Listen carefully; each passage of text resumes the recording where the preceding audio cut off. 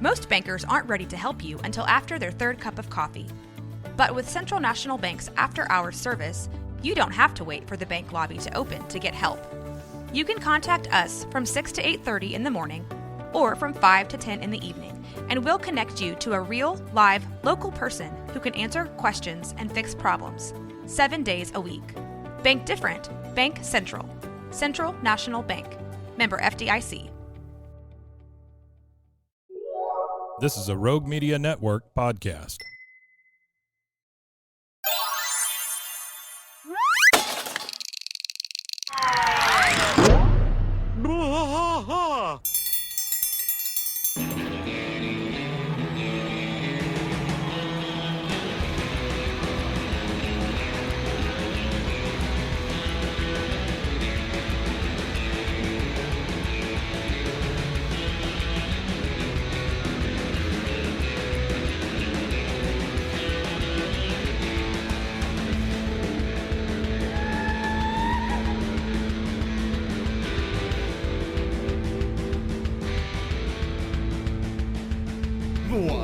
Fight all through the night, deep in the heart of Texas.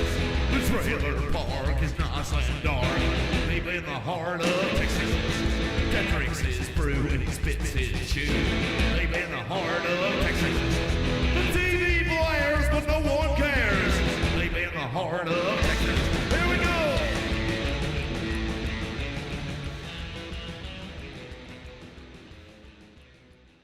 Hey there, everybody. Welcome to Bois, a King of the Hill rewatch podcast. I am Mike.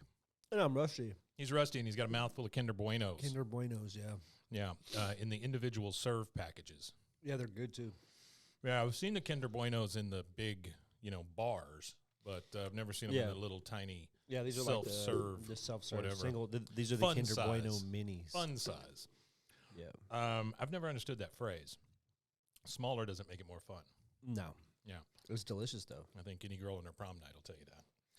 All right, so we are at Season 4, Episode 11, Old Glory.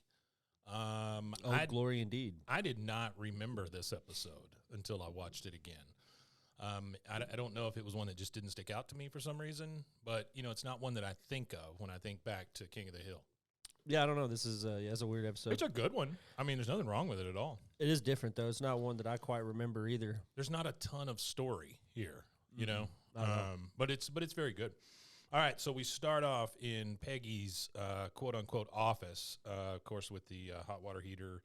Not sure why I call it a hot water heater. You don't want to heat your hot water. And she is typing away. Then she noticed that there's a little crumb in the keyboard. She uses her, what do you call those, dust busters that's hanging on the wall to vacuum up the the little dust vacuums up the little crumbs out of her keyboard. The little handheld one. Yeah, she sucks one of them up, and she says, yeah, no problem. While she's sucking it up, it sucks up the exclamation key from the keyboard as well. And she says, exclamation point's a crutch anyway. That's funny. Yeah. Maybe that's a clever Maybe musing. that is a clever musing. So we know that she's sitting there writing musings. And I did make a note here. This is the second episode in a row where we're talking about Peggy's computer. Yeah. That is an old-ass computer. Yeah, so actually, we got a little... Keypro? Right? Yeah, we got a little... Yeah, K-Pro? so this K-Pro. is...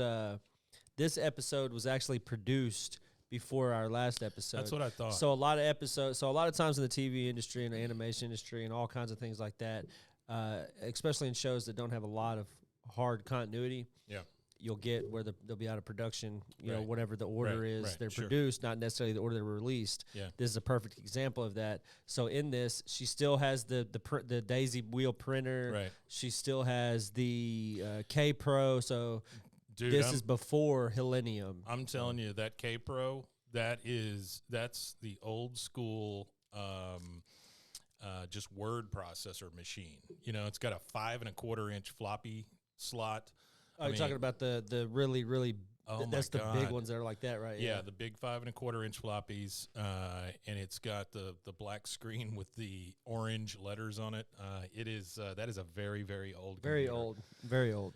But she's sitting there writing her musings, and obviously she prints them all out and puts them in a folder, which we find out a little bit later. Bobby comes through as she's doing this, and he says, "Mom, I'm home from school. I think I'm going to go soak my feet." That's a Bobby. That's a Bobby thing. That's definitely a Bobby thing. He's going to go soak his feet. She says, "Oh, tough day, Bobby." He goes, "We got this new sub," and of course Peggy immediately makes it about her. What's her name? Mrs. Donovan. Donovan, she's been out of the game for 3 years, getting her master's degree or something. Like it's a bad thing that this lady is getting a master's degree. She said, "Why would they pick her instead of me?" Bobby's like, maybe it's alphabetical. Nope, no. That was struck down in Zagarillo versus State of Texas. Oh, just like Donovan to swipe my gig. Meantime, I'm stuck in here all day grunting out musings for 10 cents a word. Bobby says, "Well, there's plenty of room in the soap bucket."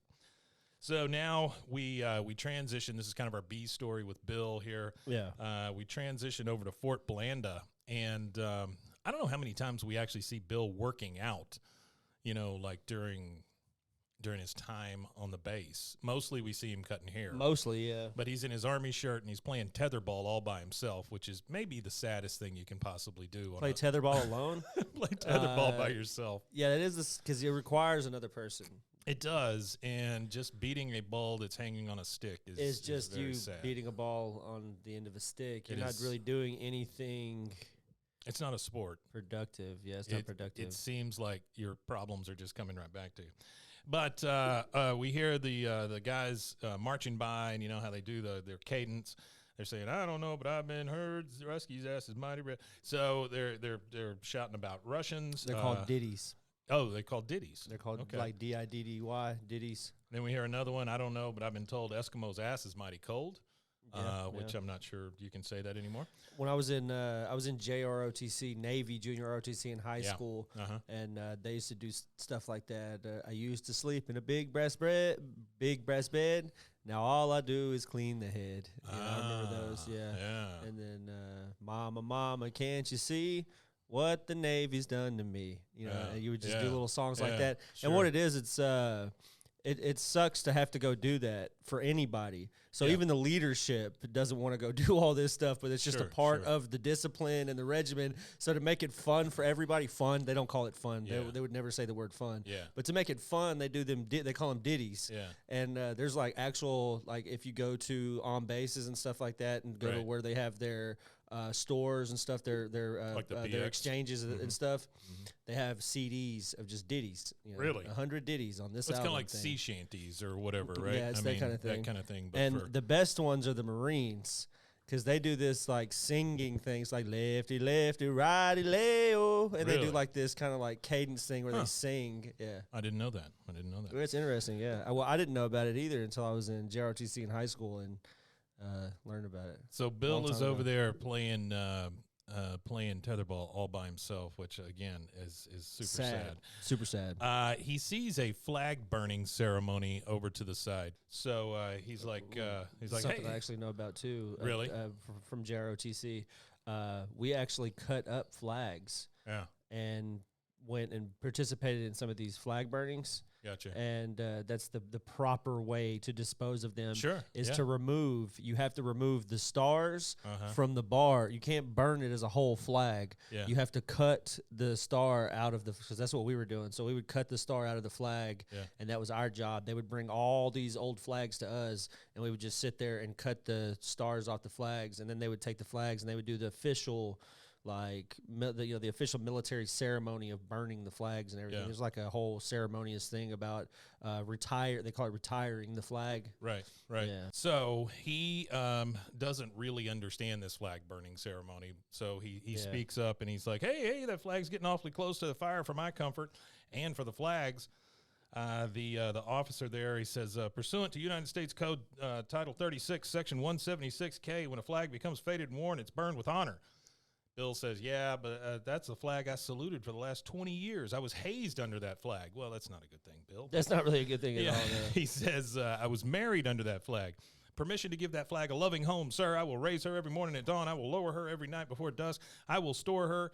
The guy interrupts. He says, do you have a 90-foot pole? He goes, I've got a 40-foot pole, sir. He gives him a bad look. He goes, well, I will go to Home Depot, sir. So they like solutions. They don't want to hear your problems. They want to know what your solution to the problem No problems. is. We Yeah. need solutions, yeah. Now we're at Tom Landry Middle School. Mrs. Donovan, the substitute teacher, is passing out papers. She says, I have your essays. She goes, normally I try not to give too many A's, but this time it didn't really come up, which that's a little rough, Miss Donovan. Is rough, yeah. Bobby gets his paper back. It's got an F circled in red, and it says, see me on it. So he goes up to Mrs. Donovan after the class lets out, and he goes, oh, you wanted to see me, Mrs. Donovan? She goes, no, I just wanted to confirm that you can read. Damn, Mrs. Donovan. Wow, that's terrible. That's rough. That's really rough. Donovan's got it. Okay, the same that night we're at dinner with the Hills. There's no Luann at the table, but the three are there. Bobby, Hank, and Peggy. Hank says, an F in English. Bobby, you speak English. Yeah, apparently not very well. Peggy says, Hank, it's not entirely. And that's such a dad thing to say, though. Anytime my gosh, I never ever really got bad grades in English, but anytime my grade was below like an A, or if I got like a B or maybe like a high C or whatever for whatever reason, like even if it was just during the halfway mark of the 6 weeks, it would be like, why you got a C in English? You speak English. Well, it's the same thing with Spanish. You know, all those kids that were in Spanish, like when I was teaching middle school and stuff, you're like, you speak Spanish. Why is it? The problem is that it's a very book type Spanish. You know, it's not the same thing. Yeah, it's not the same thing at all. Peggy speaks up and goes, Hank, it's not entirely Bobby's fault. That Donovan has had it in for me ever since I was assigned the parking space under the tree. She hates me and is just taking it out on you. No, this is not an F paper. It's a solid D. Well, thanks, Peggy. That's God. Shooting for the stars there. She can't even make it's your own kid. Come on. That's what I'm saying. She can't even make You could at Bobby least give feel him a better. C. Bobby says, what does it matter? Mrs. Donovan's making me come up with a new topic. She'll probably give me another F. Thanks to you, Mom. Well, that's a good way to hand it back to her, Bobby. Now we get Hank, Bill, and Dale marching out this brand new flagpole that Bill has bought. We just see them go by one at a time. This flagpole, again, a 90-foot flagpole, is so long that you see Hank pass with it over his shoulder, and then you see Dale, but he's just kind of hanging on to it. He's not even helping. Not even helping at all. And then Bill bringing up the end. Dale never helps. And they take it over, and it was like the old man's funeral. Oh, yeah. Everybody else is holding it, and all Dale had to do was carry his weight, and everybody would have been fine.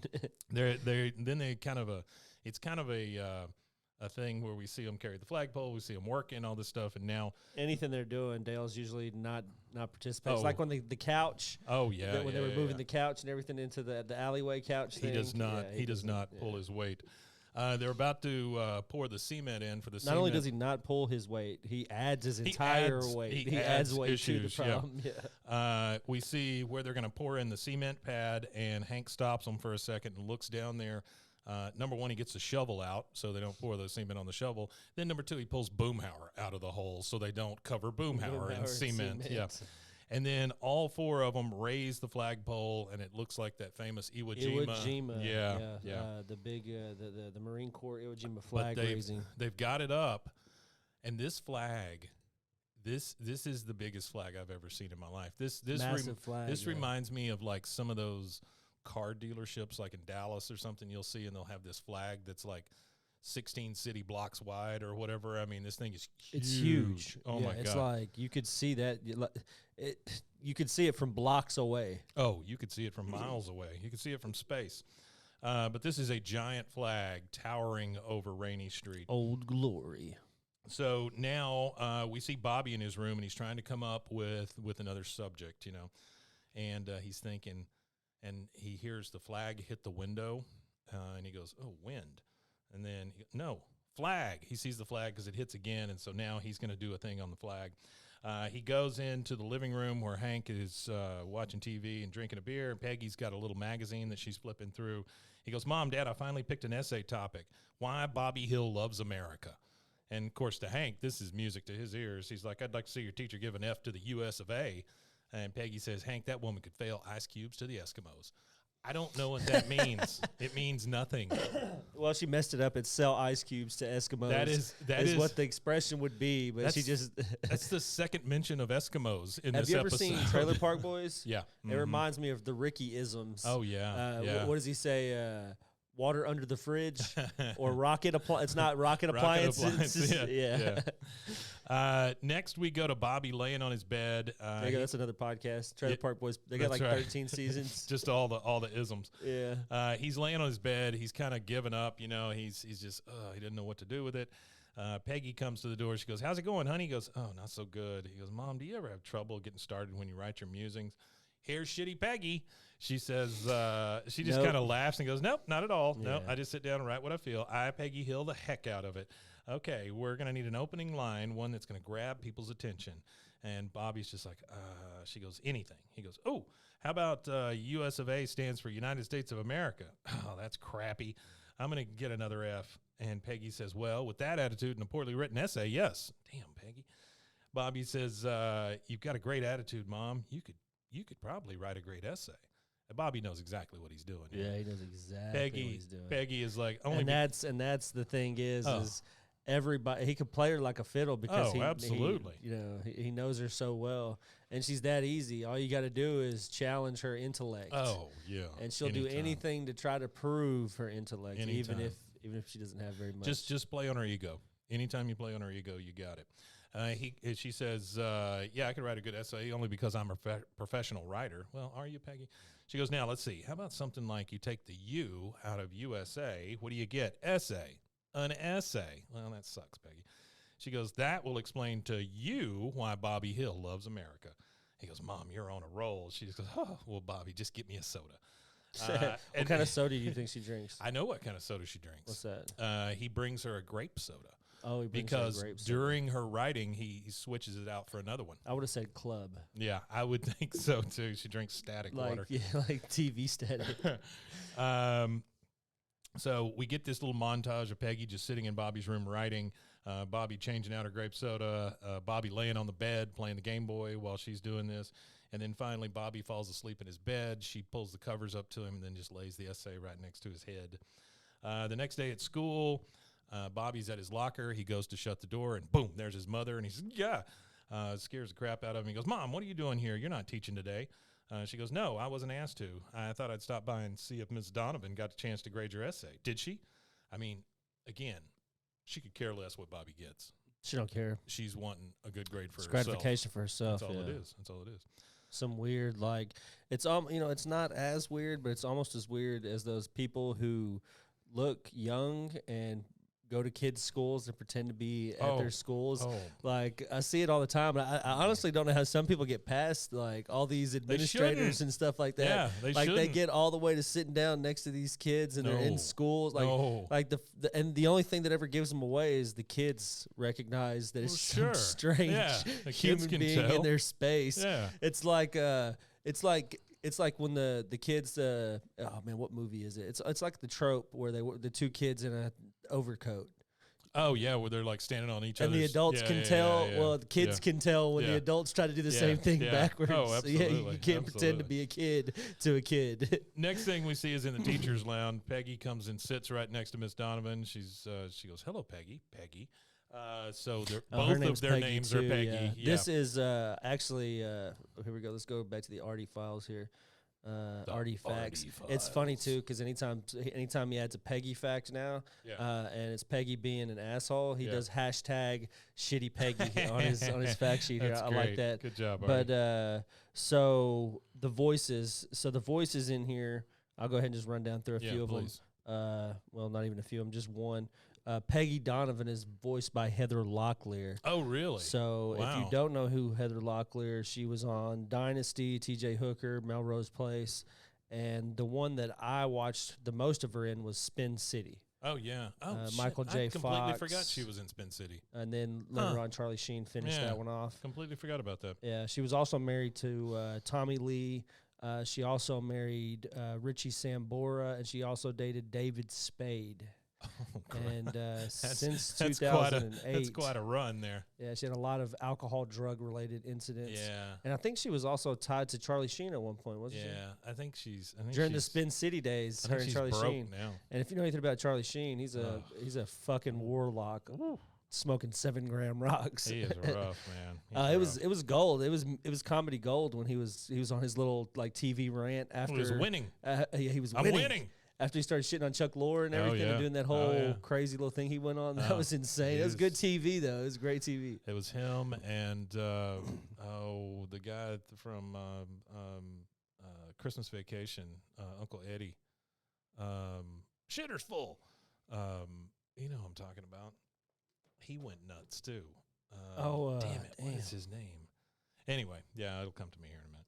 So now we're in the teacher's lounge. She sits right next to her and says, "Peggy." She goes, "Listen, my son wanted me to ask you if you got a chance." Oh, Randy Quaid. Randy Quaid. There you go. Yeah. He went insane too. I think he was always a little. All those videos of him having sex with that woman in a motel room while he was taking down the government or whatever.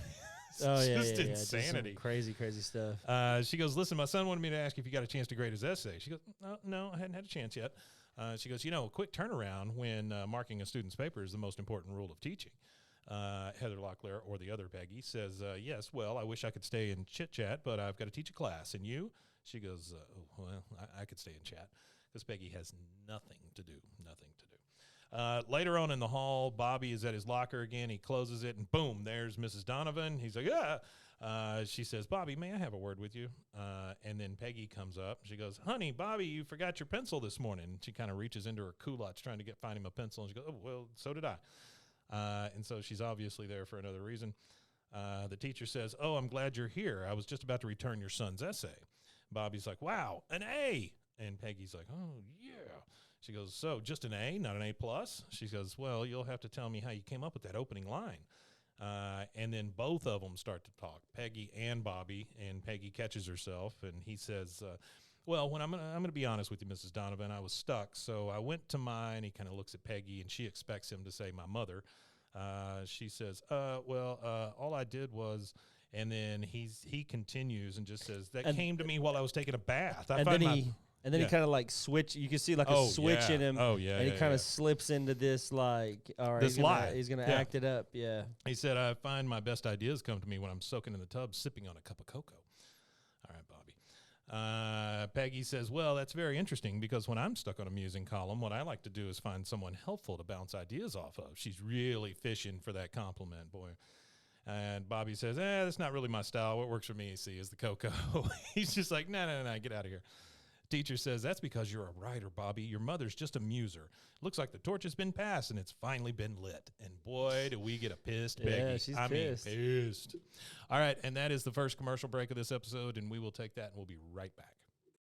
Well, let me tell you, Rusty, eating healthy used to be a struggle for me, but that was before I discovered the BlendJet 2 portable blender. The BlendJet 2. Now when fast food temptation strikes, I just blend up a delicious and nutritious protein shaker smoothie. They gave us a whole bunch of those little packages that came with the blender. Yeah. And there's some really good flavors in there. I mean, there's some like that matcha thing. The green matcha? Yeah, those are pretty damn good.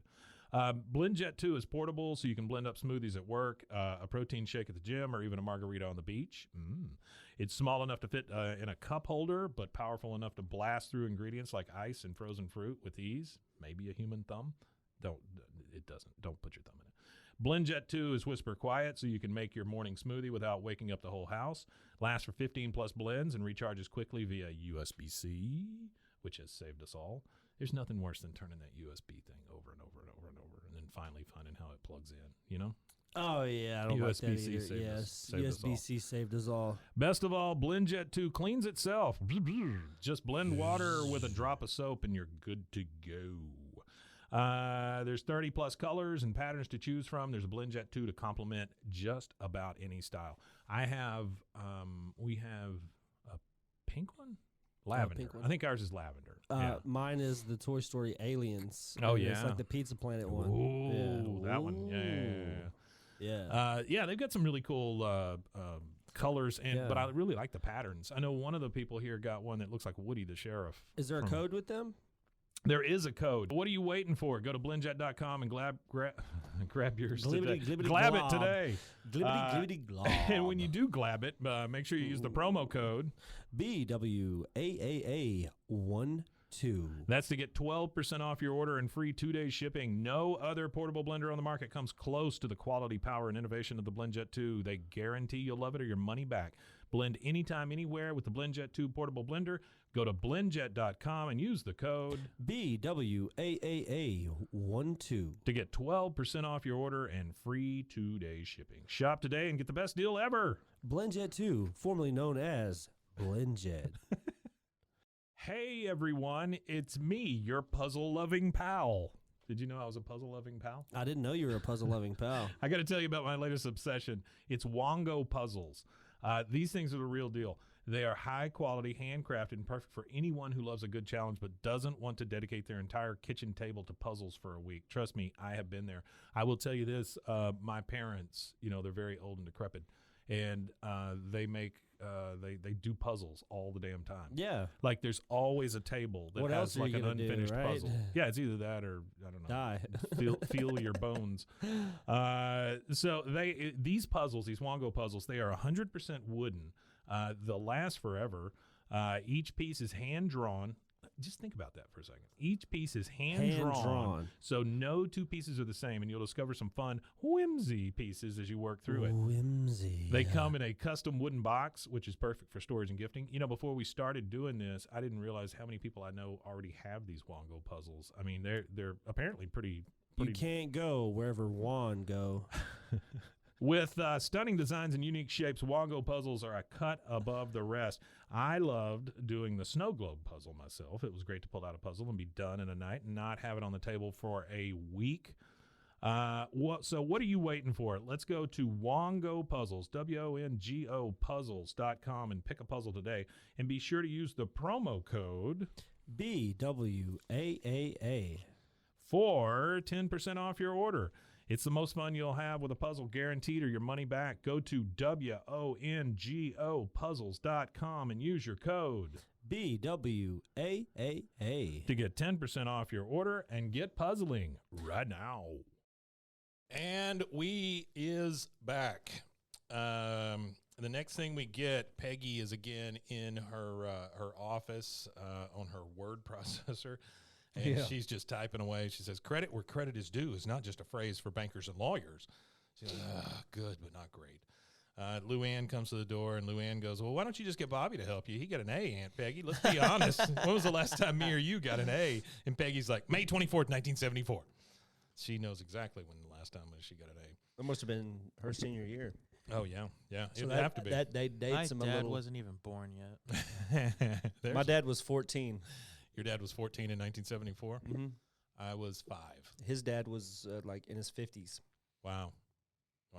In 1974, he was in his 50s? Yeah, my grandpa was born in 1912. Oh, wow. But to like give a comparison, my mom's grandpa was born in 1903. Yeah. So my grandpa from my dad's side, he was 60. He was closer in age to my great grandfather was. Yeah. Wow.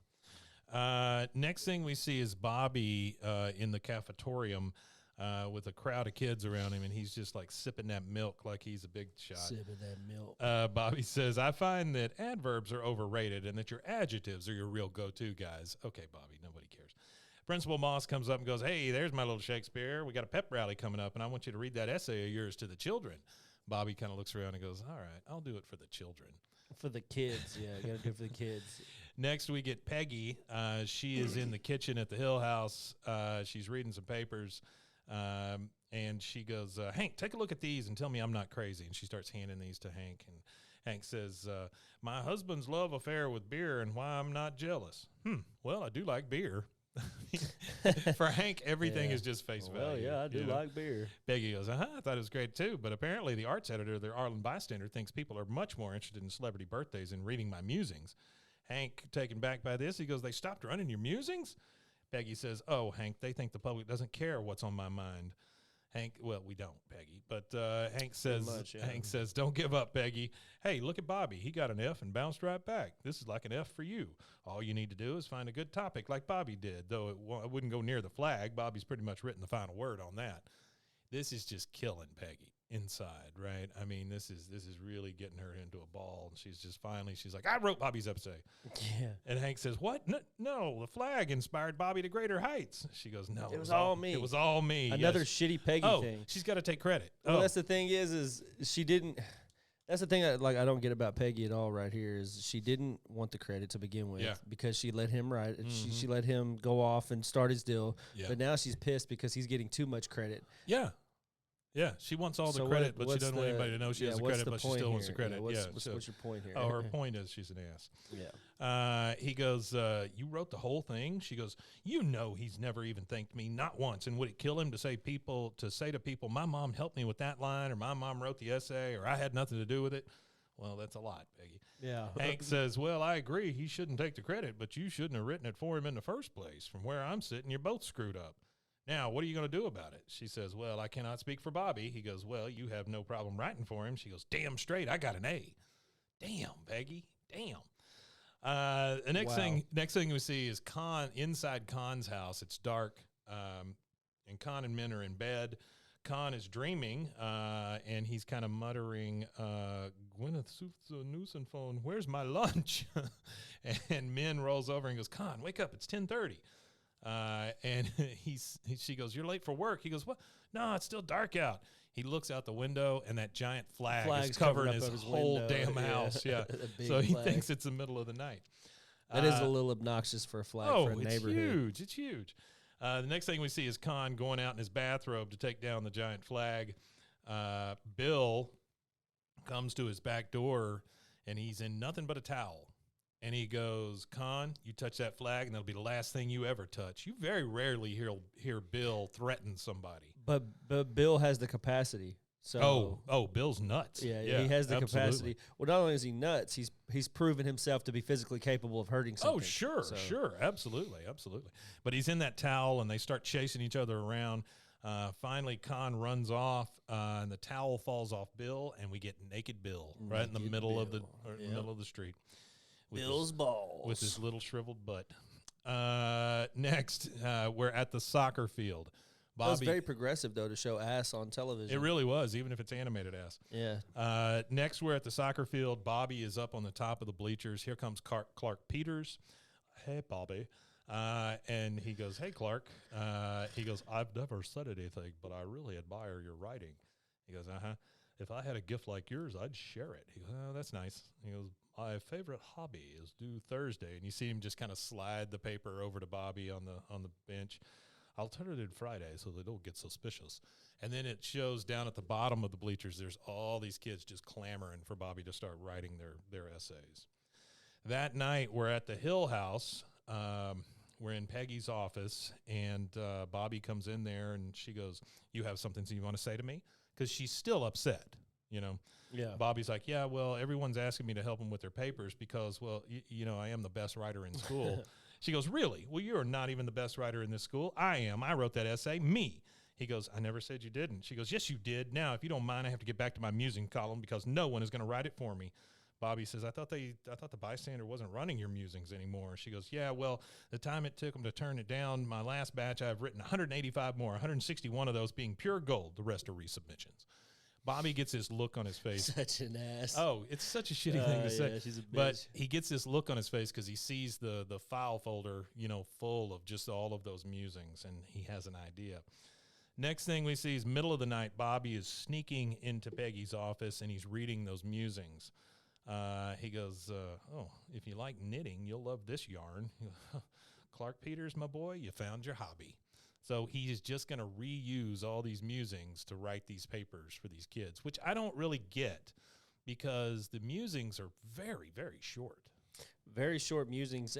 Well, that's the joke. I think that's a part of the joke is that her musings suck so bad and they're so little. They take up so much little real estate on the actual news page that it's maybe they're that bad. So now it's the next morning. Hank is eating cereal in the kitchen. Peggy comes in. She goes, did you read the bystander this morning, Hank? And then she just like shoves it right in front of his face. He goes, no, not yet. He goes, it's Frank Gorshin's birthday. And I wrote down who Frank Gorshin was, but then I realized on the next page, Hank tells us who he is.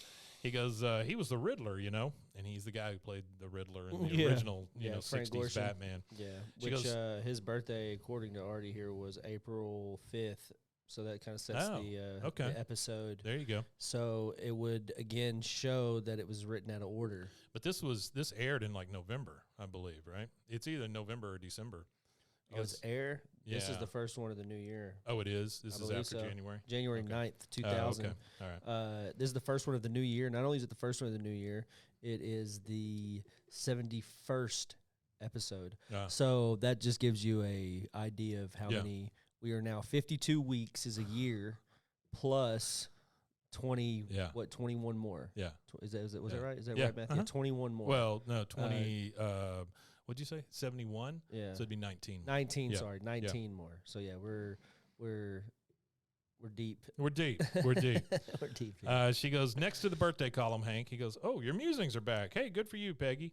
How'd you do it? She goes, I bought ad space. Damn. She bought ad space in the paper That's just to get her rough. column back. That's rough. She goes, That's bad. When they kick you out and then you pay to come back in. That's terrible. It's like being allowed to do something for free for so long and then now you're paying to be there. He goes, uh-huh. She goes, damn right. Let the readers get hooked again. That's when I pull the ad and wait for the call. Yeah, that call ain't coming, Peggy. Nah, that call ain't coming. We then see the ad, which literally says advertisement over the top of it, and then says Musings by Peggy Hill. The teacher, Mrs. Donovan, is looking at it, and she sees it and gets suspicious because she's reading through those, and then she's comparing them to the papers that are on her desk. The next thing we see is Peggy is at lunch at Tom Landry Middle School, so I'm assuming she is substituting or she just hangs out at the damn middle school all day. Yeah. The other teacher comes over and sits down with her tray, and she goes, so many people like to knit. Peggy goes, oh, I see you read my column. She goes, oh, I read it twice. Well, thank you. Would you mind writing a letter to the editor to that effect? Because she's trying to get her column back up. Lady says, well, if I write one for you, I'd have to write one for Clark Peters. Peggy's like, well, if you think it would, I don't follow. She goes, it seems both you and Clark Peters both believe that, quote, when it comes to tea cozies, it's either crochet or the highway. Now, that doesn't sound like the Clark Peters I know. The Clark Peters I know likes to burn things. And Peggy's like, oh, my God, I feel so plagiarized. She goes, plagiarism? That's a serious accusation. She shows her all of the different papers, and she goes, you might have to, one might have to level my entire 7th grade class, which has turned in papers on napkin rings, those useful things, autumn, love it or leaf it, and my favorite, did you know Emily's husband is having an affair with root beer? Don't worry, she's not jealous. I love that one. That one's great. Peggy says, obviously, someone has hacked into my K-Pro. Well, no, Peggy, nobody's getting into your damn K-Pro with its 256 megs of memory. The lady says, I can't believe that. Or I can believe the 9 children who told me that Bobby wrote their essays. 9 kids. 9 children. Dang. Peggy says, Bobby Hill, get over here. How dare you steal my musings? Bobby comes over. She goes, it's your fault for writing my essay and getting me an A. Nobody bothered me when I was a C student. That was kind of always my take on things. I would show up and get a C without being able to, without studying or anything. And I just figured, screw it. Nobody's going to bug me about a C. You know, I mean, the C's good enough to get by, and I don't have to sit at the front or anything. Peggy says, Bobby. And then the teacher says, well, now we're getting somewhere. If I may steal something from your musings, the sauce thickens. Peggy says, what do you want, huh? Money? I spent it all on that ad. The teacher says, I think the right thing to do would be to apologize. Peggy says, right. Bobby, tell her you're sorry. Jeez, Peggy, damn. The lady says, no, not to me, but to the entire student body. And what better place than tomorrow's assembly? I suggest you each write your own apologies. Otherwise, I will file a formal complaint with Principal Moss. Peggy says, what did they teach you in that graduate school? The teacher says, how to survive. She just kind of storms off with her tray. And that is the second commercial break in this episode. We will take that, and we'll be right back. Hey, Rusty, did you know that you could be putting oil and chemicals in your coffee? No, I didn't know that. I mean, I love coffee creamer, but I don't think I've ever turned a bottle around to actually see what's inside. You know, recently I did, and I found out many of my favorite creamers, like especially the one my wife used to use, they contain ingredients I would never intentionally add to my coffee cup, like canola oil, dipotassium phosphate, whatever that is. Terrible. Artificial flavors. I can't take artificial flavors a lot of the time. Yeah, you know, I'm good on any flavoring. They taste gross. I don't like flavors in my coffee. I like the earth and flavor of coffee. I mean, I love coffee. Don't get me wrong. I do love it. I just I don't like all that crap in my coffee, right? Yeah, no, who does that? So let me tell you about Laird Superfoods then. They have better ingredients, amazing taste, and functional benefits. Laird Superfood creamers are crafted from the highest quality, all-natural, real food ingredients. All Laird products are sustainably sourced and thoroughly tested to ensure that you're incorporating the cleanest, finest fuel into your routine. Now, they're all natural. They've got whole food ingredients. They contain naturally occurring MCTs from coconut oil, and everybody tells you coconut oil is good for you. There's no artificial flavors, no colors, no additives, no sugar from highly refined corn syrup. So that's a big deal right there. If you take one thing you do every day and make it better, Laird developed his creamer himself to stay powered for a day on the waves. He was a big wave surfer, Laird Hamilton was, and he needed a morning fuel that could allow him to spend the entire day chasing the ultimate wave. So he made this creamer, and it is it's crazy, crazy good. Laird sources high-quality plant-based ingredients globally and puts an emphasis on U.S. sources whenever possible. They aim to source responsibly and sustainably and believe that the foods you consume should be as good for the earth as they are for you. They have honest and transparent products and labels. If you try it, you won't go back. They have functional superfood creamers, instant lattes, and prebiotic greens. They have a variety of snacks and supplements full of wholesome plant-based ingredients to keep you charged for wherever life takes you. So to get a deal on Laird Superfoods, I need you to go to zen.ai BWAAA King of the Hill. So that's zen.ai/BWAAA King of the Hill. And your offer code there is BWAAA. So Laird Superfoods makes a better creamer that keeps you powered all day, and it's better for you, the earth, and your coffee. What do you say, Rusty? You want to go get some coffee? Coffee. Hey, Rusty. Yeah. Did you know that dehydration is the leading cause of daytime fatigue? Oh, no. I don't know about you, but like 2:30, 3 o'clock, I just hit a wall almost every day. I was shocked to learn that even mild dehydration can cause headaches, muscle weakness, brain fog, but luckily there's a cure. Oh, there is? Actually, I should have said there's a solution. It's called Cure. Cure Hydration. The Cure Hydration is an oral rehydration solution, or ORS, that contains the perfect balance of electrolytes. We know how important that is because plants crave it. Super important. And glucose to help your body absorb water and rehydrate quickly. The formula is made with all natural ingredients like coconut water, powder, and pink Himalayan salt. Whoopee. And it is free from artificial flavors, sweeteners, and preservatives. Cure Hydration is vegan, gluten-free, and non-GMO. That makes it a great option for anyone with dietary restrictions and preferences. The packets that they give you, they're convenient, they're easy to use. You just mix them with water and drink. They're perfect for on-the-go, travel, or anytime you need quick hydration.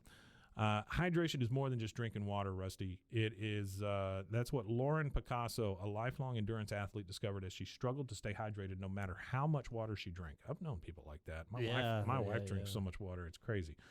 Lauren found Cure, a science-backed electrolyte drink mix to make hydration easy for everyone.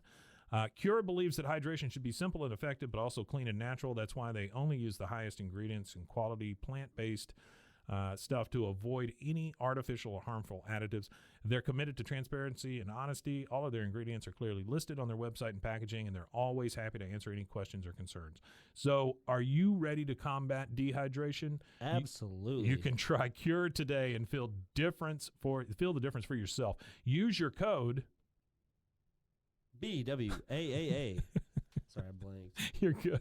For 20% off your order. Try Cure today and feel the difference for yourself. Use our special code BWAAA for 20% off your order. Your coupon will be activated at checkout. Try Cure Hydration. Stop drying out. All right, and we are back to finish up this episode, Season 4, Episode 11, Old Glory. We're in the Hill living room on the couch. And they are trying to figure out what they're going to do about this terrible plagiarism. Bobby says, I guess deep down inside, a part of me always knew I didn't deserve that A. Peggy goes, oh, God, when those students see me on stage, they're going to expect me to receive another Substitute Teacher of the Year award, not a self-administered tongue lashing. I'm sorry, I can't do it. I won't. It's not fair to the students. Jeez. It's that's bad. I don't want to apologize because it's not fair to somebody else. Sounds like somebody who doesn't want to say I'm sorry. I never thought Peggy was this crappy until we started doing this show. And now seeing her words on this page and the way that she reacts to people or doesn't react to her own damn family. Yeah, it makes it way worse. She is a terrible person. I mean, you don't really realize, like I said, we're doing like this dissection of the entire show. So we're looking at, we're reading each show's entire transcript. It's crazy. And her language is just. She would be be a lot of fun to write for. Because you know who you're dealing with here. Because bad guys are always easier to write for, you know. Yeah, but the bad guys always die. That's true. Or fall out of planes. Will she die in the upcoming? Will Peggy be a ghost and Hank will be alone? Oh, I like that. Wouldn't that be funny? Peggy's I mean, a ghost. wouldn't that Peggy just be a ghost? Not funny, but wouldn't that be like? It'd be funny. Yeah. Interesting for the show. Hank says she just haunts people instead. Well, she kind of haunts them now. Yeah. Hank says, "What you two did was wrong. You've not only disgraced the flag, you've disgraced the republic for which it stands. If I were you, I'd start writing your apologies, and if I were you, I'd hide yours from Bobby." Talking to Peggy. Yeah. Hank walks off. Bobby says, "It's all my fault, Mom. I'm so sorry." Peggy finally admitting something. She goes, "I'm sorry too, but I'll be damned if I'm going to get up on that stage and apologize to that woman." Well, you're really apologizing to the school. You're not apologizing to that woman, but whatever, Peggy. Bobby says, "We have no choice. If we don't go to the assembly, Mrs. Donovan's going to turn us into Principal Moss." Peggy says, "Oh, don't worry. We're going to go to that assembly, and we're going to put on one hell of a show." He says, "What do you mean?" She goes, "Those students don't need an apology. They need something to believe in, and that's what we'll give them. Boy loves his country. Mother loves her son. It's an American as apple pie. And if Donovan says boo, they'll hang her for treason." I don't think that's going to happen, Peggy. I'm not real sure that treason is on the table here. Bobby, of course, from that, all he gets is the apple pie part, and he goes, "Yeah, I love apple pie." Yeah, that's all he's worried about is apple pies. Peggy says, "That flag got us into this mess, and that flag is going to get us out.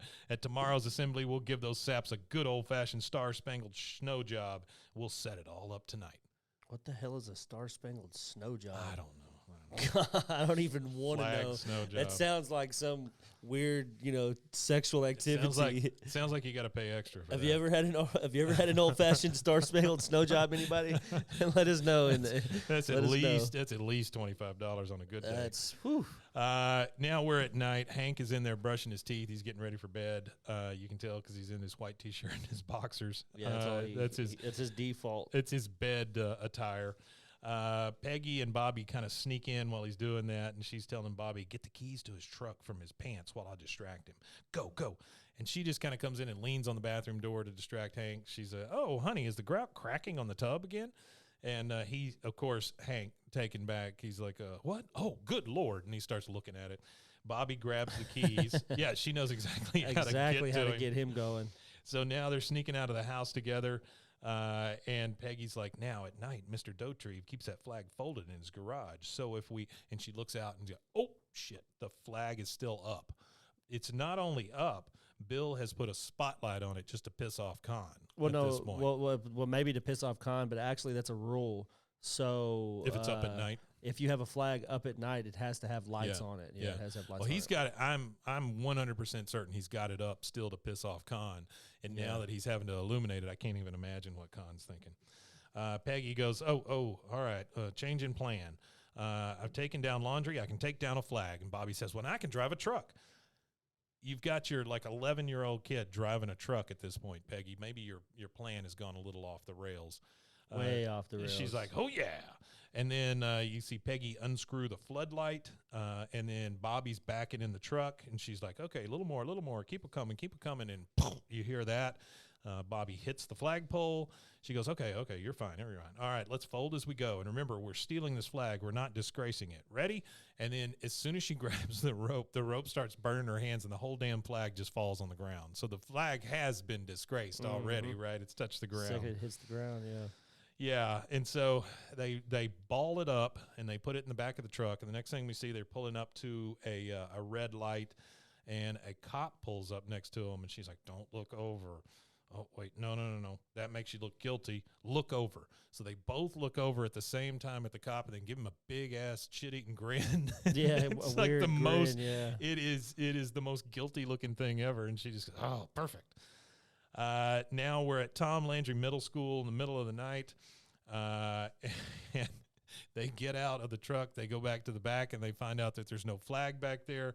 Apparently, the flag fell out. And she says, "The flag, quick, Bobby, get in the truck. We have to retrace our steps." And she starts to back up the truck, and she goes over a big bump. She has now run over the flag, so the flag is drug on the ground. She's now run it over with the truck. She's like, "Oh, no, Bobby, get out and check." And he goes, "Oh, please let it be a speed bump, speed bump, speed bump." And he goes, "Nope, it's a flag, and it's wrapped around the axle." And so he has to start dragging it off of the axle and stuff, and he's ripping the flag. He's like, "All right, slowly drive forward." And you hear just ripping. He goes, okay, you're free. Now they're in the cafetorium on the stage, and they've got the flag hung up, and it is ripped, and there's tire marks on it. It is in bad shape. Bad shape, terrible shape. And she says, "When you start your speech, I'll pull a rope, and Old Glory will unfurl behind you. Then hold for applause. When we get the music pumping and the dry ice all going and those flares are lit, they will not know what hit them. I want to see what the flares look like from the back of the house." She goes to the back of the cafetorium. She's looking up front. She goes, "Light the flares, Bobby." And the whole room just lights up orange, like flares. You don't put flares inside. Flares. So for any children that are watching, flares. don't try that at home. No, man. Not flares. Don't light flares at all. And if you do light them outside. I'd light a damn sparkler or a M80 Well, or something inside before I light a flare. Don't light flares outside, especially if you're in Texas, because it's real dry right now. It's real hot and dry. Yeah, that's absolutely true. It was kind of weird. They were showing like a fire map or whatever of like dry areas, and it was just like our little area right here where we're at was okay, and it was like everywhere around us was like high risk for fires. I don't doubt it. So she says, "I want to go back there." It lights up all orange, and then it goes, "Oh, they're beautiful. This is going to work." Then you start seeing the flames flicker. We hear flames roar, and Bobby screams, and she goes, "Oh, good God, no." And then the alarm goes off. The sprinklers turn on. She's like, "Bobby, save the flag." You hear her from Bobby on the stage because you never see it burning. He goes, "It's already burned and wet." And so they have literally destroyed this flag. Vandalized the school too. Oh, right? my At God. the same time here. Yeah, nobody ever brings that up. But they pull up, and they've got the flag in a giant wet ball in the back of the truck. And she goes, "Just don't stand there. Rip it down and let's get out of here." They speed off in the truck. You see them pull into the garage. They pull the door down, and there's just that wet ball of a flag out in the middle of the street. At this point, they just like, screw it. They just left it. Yeah, somebody will see it terrible. and they'll figure it out. It's terrible. Next thing we get is next morning, and Bill is just crying and moaning and wailing over this wet ball of a flag that's in the middle of the street. What kind of animal would do such a thing? A bear? A bear? A bear. A bear. That's what he's in the middle of town in Texas, and he goes straight to bear. He thinks a bear balled up the flag. Okay, so the next thing we've got is by the way, as he's bawling and crying over this thing, you see this little group come around, and Boomhauer comes over, and he's got his Japanese Komodo on, and he takes it off in the middle of it and like tries to cover up Bill with it, because he's in to put it on shock. his shoulders. Yeah, and he's wearing these tiger striped underwear. His usual panties. Yeah. Oh my gosh, yeah. Little chonies. The next thing we see is now they're back on the Army base, and they're having a flag burning ceremony. And you hear Bill say, "I present this flag for final inspection and fitting disposal, sir." We're back at Fort Blanda. And the guy says, "Has this flag been inspected by the sergeant at arms?" You hear another guy say, "Yes, sir." "Sergeant, what does the inspection show, and what do you recommend?" The other guy says, "Since the flag has become old, ripped, wet, burned, and soiled upon a tribute of service, I recommend that it fittingly be destroyed by burning, sir." And everybody is gathered there. Bobby's there, and he's looking super guilty as they finally burn this flag and take care of it. Yeah. The next day at Tom Landry Middle School, we're at the assembly in the cafetorium, and Principal Moss comes up and goes, "And the JV basketball team collected $24.60. Well short of their goal. $24.60. Wow. I want to know where the 60 cents came from. Yeah, Principal Moss says, "And now it's my honor and privilege to introduce one of TLMS's best and brightest. Look out for this kid, Bobby Hill." And then you see the teacher, the one played by Heather Locklear. She says, "I go away for 3 years, and you take my parking space right from under me." "No, ma'am." And she's got a camcorder out because she wants to see this apology. She wants to humiliate Peggy Hill. Bobby comes out on the stage, and he gives a hell of a speech here. He's like, I'm not a banker or a lawyer, but I believe in getting credit where credit is due. A great writer wrote these words, my mom, Peggy Hill. She also wrote my essay and many of yours. Peggy comes out on stage, and she kind of waves at people. He goes, what has this school taught us about the flag? I say the Pledge of Allegiance every day, but I don't know what it means. And it's kind of panning through the audience and all the kids.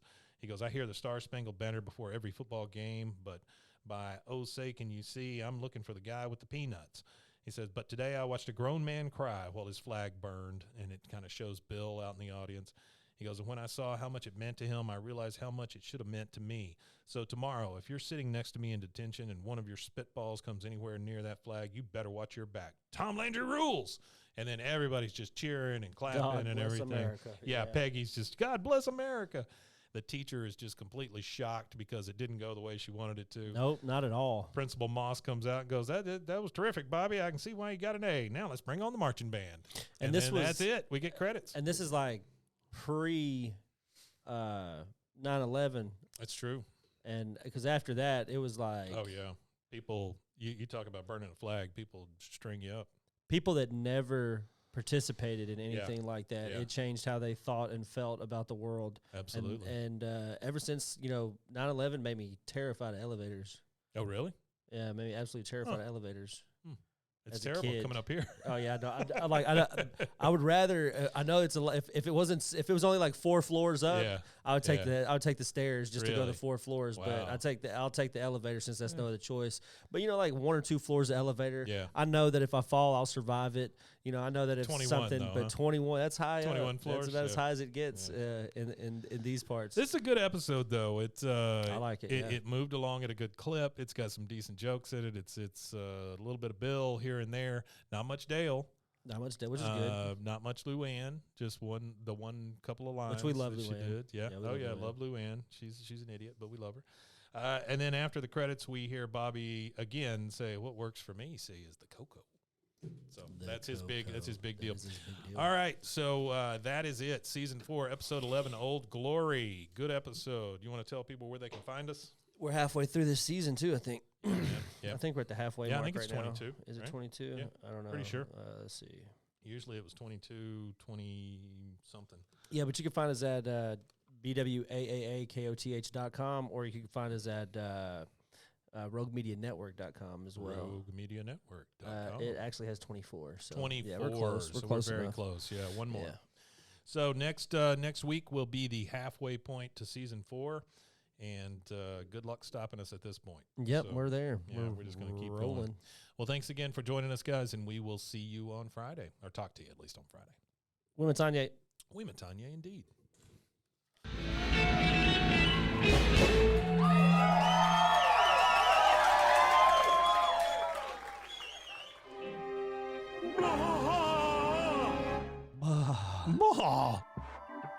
This has been a Rogue Media Network production.